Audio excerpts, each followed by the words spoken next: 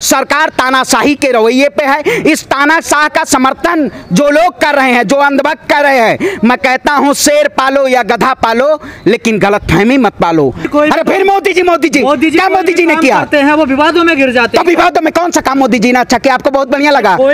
दूरबीन लगा के चश्मा दिखाई देता आपको? मोदी जी ने, जैसे अमित शाह जी ने उत्तर प्रदेश में जाके दूरबीन लगाया था, क्योंकि सेंट्रल विस्टा प्रोजेक्ट ये कोई प्रोजेक्ट नहीं है, ये मोदी जी अपना राजमहल बनवा रहे हैं भाई। देश के हाथ में कटोरा थमा दिया है। आप कटोरा लेके आप जाइए, मंदिर जाइए, कांवड़ में जाइए, कांवड़ में आपने देखा नहीं लग गया है, बेरोजगार बच्चे अब सब कांवड़ लेके चल रहे हैं, क्योंकि मोदी जी जो अंधभक्त हैं वो चाह रहे हैं कि आप कांवड़ लेके जाइए, भगवा चोला पहनिए, आप शिक्षा और रोजगार मत मांगिए।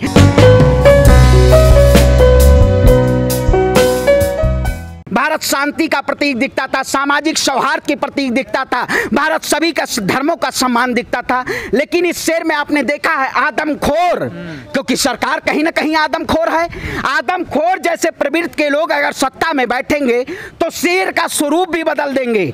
वही कहावत नहीं कही गई है कि शेर तो थोथा चना बागे घना, तो ये कहीं ना कहीं एक शेर के जरिए इस देश के एक समुदाय को डराना चाहती है, लेकिन डराने से समुदाय डरने वाला नहीं है। आपने जिस तरह से आप जाके देखिए, चाहे दिल्ली पुलिस के उसमें देखिए, आप 3 चक्र होते हैं अशोक स्तंभ का, जिस तरह से इन्होंने स्पूत का कहीं ना कहीं इन्होंने वो किया है, इसका अवमाननीय किया है, ये कहीं ना कहीं विभाजन का एक प्रतीक है। भारतीय जनता पार्टी इस स्तंभ के जरिए से इस देश की जनता को विभाजित करना चाहती है, कार्यपालिका न्यायपालिका को विभाजित करना चाहती है। लेकिन मैं कह देना चाहते हैं, वो देखिएगा स्तंभ पे जो आवाज उठी है, ये सरकार गूंगी बहरी तानाशाही सरकार को उस स्तंभ को चेंज करना पड़ेगा, क्योंकि आज देश की जनता के साथ इन्होंने गद्दारी की है और ये हमेशा माफी जीवी लोग हैं। आप देखिएगा आने वाले समय में भारतीय जनता पार्टी और देश के प्रधानमंत्री कहेंगे और जो शेर है उसका मुंह ज्यादा खुल गया है, क्योंकि जो लोग उसको बनाने वाले थे, जो कारीगर थे, वो समझ नहीं पाए, क्योंकि कहीं ना कहीं ये जुमले जीवी की सरकार है। ये हमेशा जब कोई ऐसा कार्य करती है तो माफी मांगने का काम करती है, ऐसे माफी जीवियों को लेकिन देश की जनता माफ नहीं करेगी। लेकिन राष्ट्रीय प्रतीक के साथ छेड़छाड़ करना तो गैर कानूनी है। बिल्कुल मैं कहता हूं, लेकिन जब आप अपने हाथ में सत्ता, आपने सारे लोकतांत्रिक अधिकारों को आपने अपने हाथ में कर लिया, अपने बस में कर लिया है। आपने देखा होगा जिस तरह से अगर कोई सरकार के खिलाफ बोलेगा तो उसको जेल की सलाखों के पीछे डाल दिया जाएगा। ये कहीं ना कहीं सरकार तानाशाही के रवैये पे है। इस तानाशाह का समर्थन जो लोग कर रहे हैं, जो अंधभक्त कर रहे हैं, मैं कहता हूं शेर पालो या गधा पालो, लेकिन गलतफहमी मत पालो। कुछ लोग गलतफहमी पाले हुए हैं, उन सबको भी श्रीलंका जैसे याद आ जाएगा। कुछ लोगों को बहुत अच्छा लग रहा है कि भारतीय जनता पार्टी सबसे बेहतर सरकार है, बीजेपी जैसी कोई सरकार नहीं है, तो उन लोगों को बसाने वाले समय में देखिए अभी $100 पहुंचेगा, डीजल पेट्रोल के जैसा वो भी शतक मारेगा।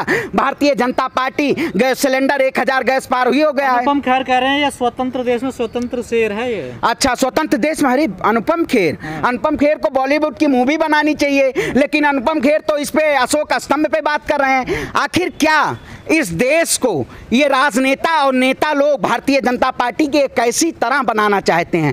भारत जो सोने की चिड़िया कही जाती थी, कहीं ना कहीं इन्होंने उस भारत को एक ऐसे पायदान पे लाके खड़ा कर दिया कि अंतर्राष्ट्रीय लेवल पे लोग हीन भावना को देखते हैं कि भारत में एक समुदाय को प्रताड़ित किया जाता है, भारत में शिक्षा के मुद्दे को नहीं बात की जाती है। ये कहीं ना कहीं इस देश में एक ऐसे मुद्दे को भारतीय जनता पार्टी लाती है कि देश की जनता को गुमराह किया जाए। लेकिन संसद भवन तो पूरे देश का है, हर समुदाय का, सबका है। यहाँ तो मोदी जी और 2-4 पुजारियों को लेकर उन्होंने श्रीलंका में दो स्विमिंग पूल बना था। यहाँ के सेंट्रल विस्टा देखे नहीं प्रोजेक्ट? यहाँ भी स्विमिंग पूल तो वो जनता के लिए बन रहा है, जनता बस जाने वाली है। जैसे आप उद्घाटन करेंगे, देश की जनता सड़कों पे उतरेगी और सीधे स्विमिंग पूल में नहाएगी, क्योंकि सेंट्रल विस्टा प्रोजेक्ट ये कोई प्रोजेक्ट नहीं है, ये मोदी जी अपना राजमहल बनवा रहे हैं भाई। अगर देश की जनता को क्या कहिए, रोटी कपड़ा मकान चाहिए, लेकिन मोदी जी को देखिए, आप उद्घाटन किए, अनावरण किए, लेकिन आपने फोटो अशोक चक्र जो खपा हुआ फोटो आप खड़े होके ऐसे आए, फोटो जी भी नहीं कहेंगे, कैमरा करिए, हमेशा कहीं भी जाएंगे आप कैमरा पहले साथ में लेके जाएंगे। तो ये कैमरा जीवी लोग हैं, केवल दिखावे के लोग हैं। ये देश की जनता के साथ नहीं खड़े हैं, ये कहीं ना कहीं देश की जनता को गुमराह करने का काम कर रहे हैं। और हम वही कह देते हैं, जो राम नाम की लूटा है जिन्होंने, इन्होंने संसद भवन के नाम पे भी बहुत घोटाला किया है। भारतीय जनता पार्टी ने राष्ट्रवाद करके इस देश को, इस राष्ट्र को गुलामी की तरफ ले जाने का काम किया है। अगर ये गुलामी की तरफ ले जाएंगे तो हम आजाद भगत सिंह बनेंगे और इनको झुकाने का काम करेंगे। मोदी जी ने अशोक स्तंभ का हिंदू रीति रिवाज से पूजा कर दी उन्होंने। अच्छा बताइए, अरे मोदी जी तो बताइए, मोदी जी तो चोला पहन के गंगा नहाने चले जाते हैं। अच्छा देश की जनता को कहते हैं सबसे बड़ा, मतलब और कोई हिंदू नहीं बचा, खाली मोदी जी इस देश के सबसे बड़े पुजारी हैं। हाँ, मोदी जी ने पुजारी के नाम पे देश के हाथ में कटोरा थमा दिया है। आप कटोरा लेके आप जाइए, मंदिर जाइए, कांवड़ में जाइए। कांवड़ में आपने देखा नहीं लग गया है, बेरोजगार बच्चे अब सब कांवड़ लेके चल रहे हैं, क्योंकि मोदी जी जो अंधभक्त हैं वो चाह रहे हैं कि आप कांवड़ लेके जाइए, भगवा चोला पहनिए, आप शिक्षा और रोजगार मत मांगिए। तो ये कहीं ना कहीं सरकार इस देश को सबको बाबा बनाना चाहती है, लेकिन हम लोग जो बाबा नहीं बनना चाहते हैं वो सरकार से आवाज पूछना चाहते हैं, क्योंकि बाबा लोगों ने देश को बेच दिया। योगी बाबा ने, ये सत्ता में इनको जरूरत नहीं है, ये सत्ता में बैठ के कहीं ना कहीं देश को लूटने का काम कर रहे हैं, देश को बेचने। अरे फिर मोदी जी क्या मोदी जी ने किया? हैं वो विवादों में गिर जाते हैं। तो विवादों में कौन सा काम मोदी जी ने अच्छा किया? आपको बहुत बढ़िया लगा?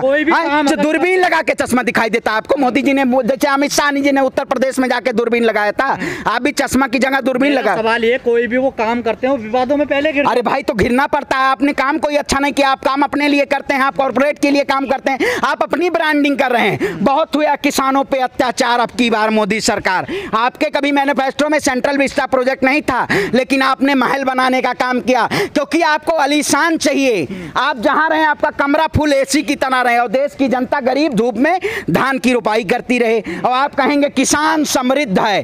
पोडियम से आपने जिस तरह, देश की संपत्ति है ना, मोदी जी की संपत्ति। अरे भाई देखिए मैं कह रहा हूं देश की संपत्ति है। आप बताइए, देश की संपत्ति, पुराने संसद में कोई कमी थी? आप सबसे पहले देश में युवाओं को 2 करोड़ रोजगार देना चाहिए था कि सबसे पहले सेंट्रल विस्टा प्रोजेक्ट का निर्माण करना चाहिए था? क्योंकि ये तानाशाही सरकार को पता है कि जल्द ही हम सत्ता से बाहर जाने वाले हैं। तो ऐसा कहीं ना हो कि देश की जनता को ये ना दिखाया जाए सामने कि नरेंद्र मोदी इस देश के प्रधानमंत्री नहीं थे, क्योंकि भारतीय जनता पार्टी के जितने भी प्रधानमंत्री हुए हैं वो कहीं ना कहीं उन्होंने देश के साथ खड़ा होने का काम नहीं किया। जिन्होंने अपने कार्यालय पे देश के तिरंगे का झंडा ना लगाया हो, वो देश के तिरंगे का मान और सम्मान कैसे कर सकता है? ये देश के तिरंगे के साथ कहीं ना कहीं ये खुददारी नहीं कर रहे, ये देश के तिरंगे के साथ इसको झुकाने का काम कर रहे हैं। इसीलिए हम देश के नागरिक होने के नाते, और भारत युवाओं का देश है, युवाओं की आवाज गूंजेगी तो स्विमिंग पूल में देश का जनता आपकी नहाने जाएगा। और इस सरकार को आपने प्लान बना लिया? बिल्कुल प्लान, क्यों नहीं भाई बना लिया, क्योंकि ये कहीं ना कहीं गुमराह करके हमें गुमराह करना चाहती है। आपने देखा होगा कई योजनाएं आए, अग्निपथ आया, नए कृषि बिल आए, और ऐसे ऐसे बहुत योजनाओं लाने का काम किया। ये योजनाओं के जरिए इस देश में भ्रांति लाना चाहती है, लेकिन अब सरकार को झुकाने के लिए हमें सड़कों पे उतरना पड़ेगा, और सड़क पे उतरने के इस सरकार को ईंट से ईंट बजाने का काम करेंगे।